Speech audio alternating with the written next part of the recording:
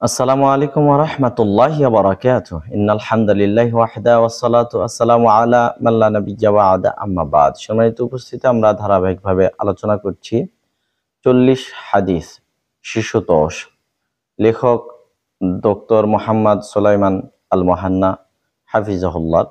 তৃতীয় পর্বে এসে যে হাদিসটা আমরা অনুবাদ করছি, যা আব্দুল্লাহ ইবনে আমর রাদিয়াল্লাহু আনহু হতে বর্ণিত। তিনি বলেন, রাসূলুল্লাহ সাল্লাল্লাহু আলাইহি সাল্লাম বলেছেন, আল মুসলিমু মান সালিমাল মুসলিমুনা মিন লিসানিহি ওয়া ইয়াদিহি।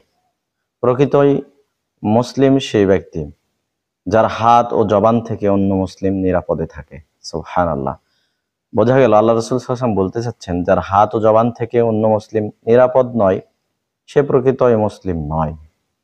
এরপর তিনি বলছেন, আল মুহাজিরু, প্রকৃত মুহাজির ওই ব্যক্তি মান হাজারা মা নাহাল্লাহু আনহু, যে আল্লাহ তাআলার নিষেধকৃত বিষয় থেকে নিজেকে নিবৃত্ত রাখে, আটকিয়ে রাখে।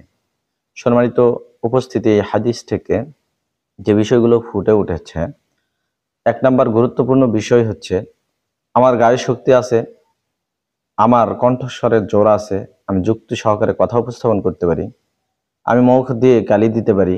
কাউকে মুখ দিয়ে গালি দিয়ে, জিহ্বা দিয়ে কষ্ট দিলাম, সেটা চিরস্থায়ী কষ্ট হিসেবে পরিগণিত হবে এবং এটাই সবচেয়ে ঘৃণিত একটা কাজ। তাছাড়া হাতে শক্তি আছে, হাত দিয়ে চপেটাঘাত করলাম, আমার চেয়ে নিম্নমানের শক্তিতে কমে তাকে আঘাত করলাম, এগুলো উচিত নয়। মুসলিম হিসেবে আমাদের এটা কাম্য নয়। তাই আসুন প্রকৃতই মুসলিম এবং প্রকৃতই মুহাজির হওয়ার চেষ্টা করি, পাপ পঙ্কিলতার থেকে নিজেকে আটকে রেখে। আল্লাহ তাওফিক দান করুন, আমিন। ওয়া আখিরু দাওয়ানা আনিল হামদুলিল্লাহি রাব্বিল আলামিন। আসসালামু আলাইকুম ওয়া রাহমাতুল্লাহি ওয়া বারাকাতুহু।